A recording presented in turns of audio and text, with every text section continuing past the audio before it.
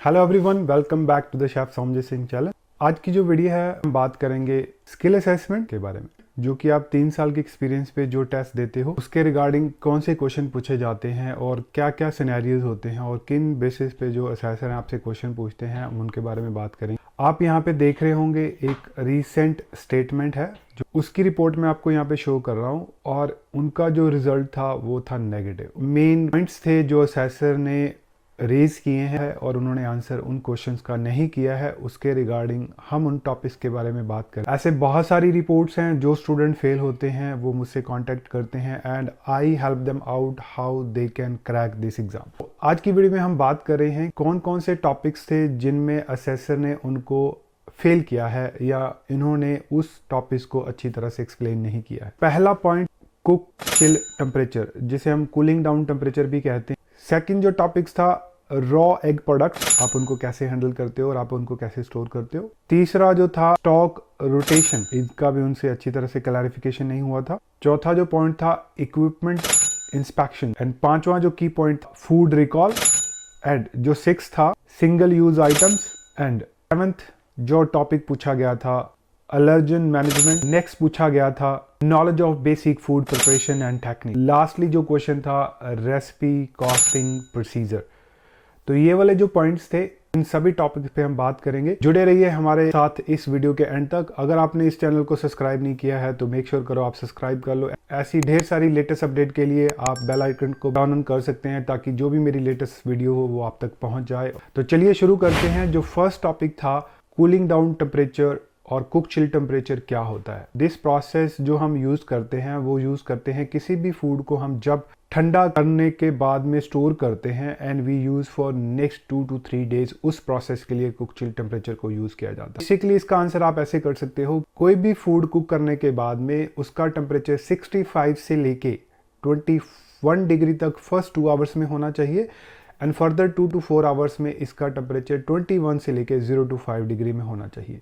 ये इसकी एक राइट डेफिनेशन है और इसका एक राइट टाइम है जो आपको बताना है इस आंसर में। Second, raw egg products.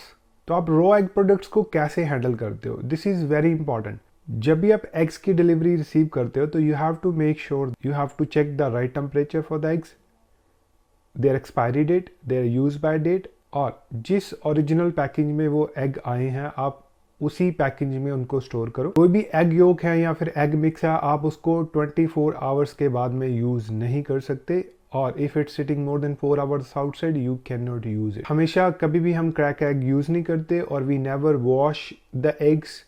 We always use egg separator when we handle the eggs and we always be careful. Because तीसरे पॉइंट की हम बात करें तो stock rotation. Stock rotation is the principle which we follow, जिसे हम कहते हैं FIFO, first in first out. जब भी हमारे पास कोई नई डिलीवरी आती है हम जो ओल्ड स्टॉक को है उसको फ्रंट में ले आते हैं और न्यू स्टॉक को हम पीछे लेके जाते हैं। और कोई भी आइटम अगर एक्सपायर होने वाली होती है उस पर हम लेबल्स यूज़ करते हैं जिसको हम यूज़ फर्स्ट डाल सकते हैं, एक्सपायरी सून डाल सकते हैं, अर्जेंट यूज़ करके लेबल उनको लगा सकते हैं ताकि वो वाली चीज़ें अपकमिंग जो कुकिंग है उसमें यूज़ हो जाएँ और वो वेस्टेज में ना जाए। इस चीज़ को करके हम अपनी जो फूड कॉस्ट है या फूड वेस्टेज है उसको कम कर सकते हैं। तो that is very important to use FIFO principle to maintain your stock rotation principle. Fourth point था इक्विपमेंट इंस्पेक्शन। ये बहुत ज़रूरी है जब भी आप रेस्टोरेंट में अपनी शिफ्ट स्टार्ट करते हो, when you start preparing for the मीज़ा in place, आप हर इक्विपमेंट को प्रॉपरली चेक करो ताकि कोई भी मिसहैपनिंग ना हो उन इक्विपमेंट्स के द्वारा। Before you use them you have to make sure वो प्रॉपरली असेंबल्ड हैं, they are nicely clean and sanitized. Before you use them, they are properly attached. ये सब चीज़ें आपको चेक करनी होती हैं जब भी आप इक्विपमेंट को यूज़ करते हो। बहुत सारी एग्जांपल्स हो सकती हैं, वायर हैं वो क्रैक हो, कोड वायर जो क्रैक हो सकता है कि आपके जो ब्लेड्स हैं या अटैचमेंट्स हैं आपके इक्विपमेंट की, they are not fixed properly, they are not attached properly. तो ये वाली चीज़ें आपको इंस्पेक्ट करनी पड़ती हैं before you use them and you have to make sure them कि जो भी आप इक्विपमेंट यूज़ कर रहे हो वो अच्छी तरह से क्लीन है, सैनिटाइज्ड है before you use them. Because if it's they are not clean that can create biological cross contamination in your food. So you have to make sure जब भी आप किसी इक्विपमेंट को यूज़ करो तो इन चीज़ों को आप वेरी जरूर करो। फूड रिकॉल का मतलब होता है कंपनी के द्वारा किया जाता है। जो भी मैन्युफैक्चर कंपनीज होती हैं जब भी उनके किसी भी प्रोडक्ट में बायोलॉजिकल, केमिकल और फिजिकली कंटामिनेशन हो जाए उनके फूड में, और वो कंपनीज नोटिफाई करती हैं अपने कस्टमर को, सप्लायर्स को, कि अगर उन्होंने वो फूड ले लिया है या फिर उन्होंने वो प्रोडक्ट बाय किया हुआ है, so they have to dispose it safely. अगर वो डिस्पोज कर सकते हैं safely, otherwise they can return to the same company और same manufacture company and they can get their refund. Australia में भी ऐसा हुआ है, एक बार मिल्क में भी फूड रिकॉल हुआ है, और जो कोल्स में हुआ था बीन्स के रिगार्डिंग था, जो अब हमारे किडनी बीन्स होती हैं उसमें भी उन्होंने फूड रिकॉल किया था कि फूड के अंदर कंटामिनेशन आ जाए और उसमें आपको उसको कंज्यूम नहीं करना, you have to safely dispose it. तो उसके लिए आप अलग अलग तरीके यूज़ कर सकते हो, रिटर्न कर सकते हो या सेफली मैनर से उसको डिस्पोज कर सकते हो। और you have to make sure अगर आपने फूड में यूज़ कर लिया है तो वो वाला जो कंटामिनेटेड फूड है वो किसी और को ना जाए, it has to be separate from your section.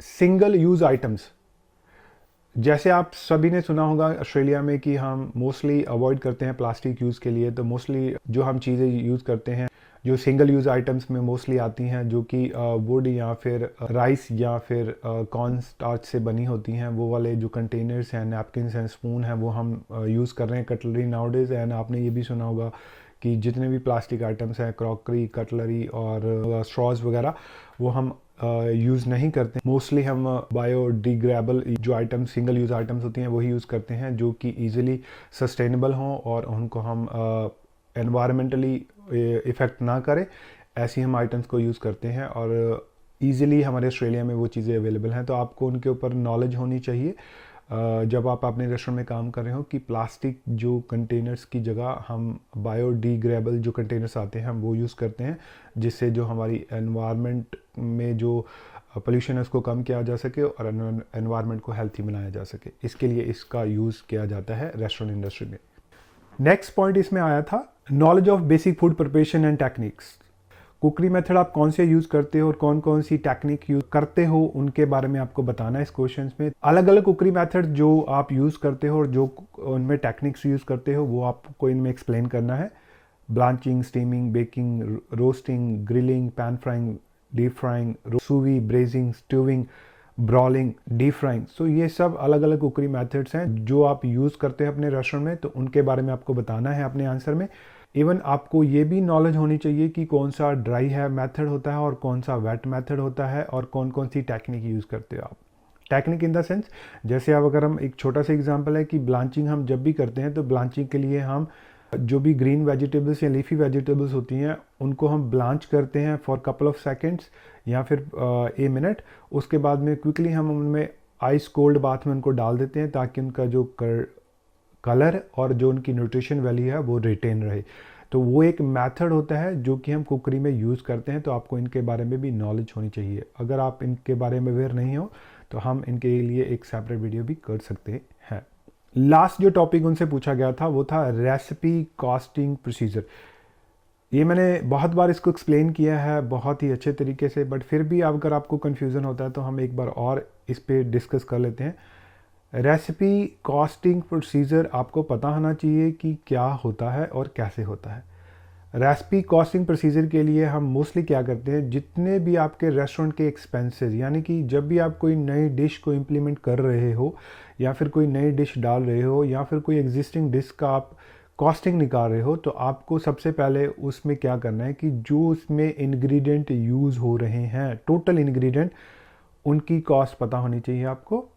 उसके बाद में आपको ये पता होना चाहिए कि उनमें कितनी क्वांटिटी यूज़ हो रही है, क्योंकि क्वांटिटी के अकॉर्डिंग ही आप उनके प्राइस को सेट कर सकते हो। आपको पता होना चाहिए कि कौन सी रेसिपी में कितनी क्वांटिटी डलती है और उसके प्राइस क्या हैं।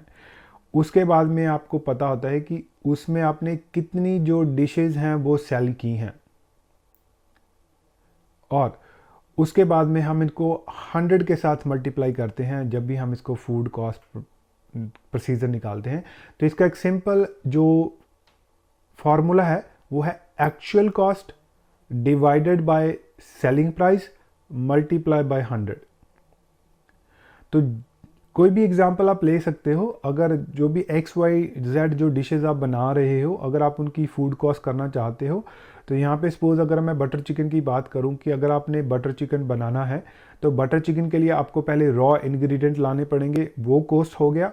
उसके बाद में जब आप उनको कुक करोगे तो उनके ऊपर एक लेबर कॉस्ट ऐड होगा, वो आप उसमें ऐड करोगे।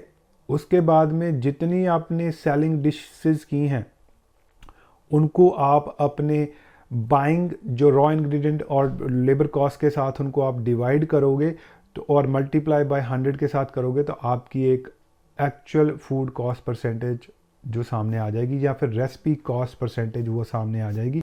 अगर और भी इसके में आप डिटेल जानना चाहते हो तो आप कमेंट करके बता सकते हो, मैं इसके ऊपर एक कंप्लीट विद एग्जांपल्स वीडियो आपके लिए लेके आऊँगा। ऐसे ही जुड़े रहे हमारे साथ और ऐसी नई वीडियो देखने के लिए। और अगर आपको किसी भी प्रकार की कोई क्वेरीज़ है, अगर आपका कोई क्वेश्चन है तो आप कमेंट में लिख सकते हैं, और ऐसे ही और नई वीडियो में साथ आपको मिलता रहूँगा। Thank you so much and keep in touch. Bye bye.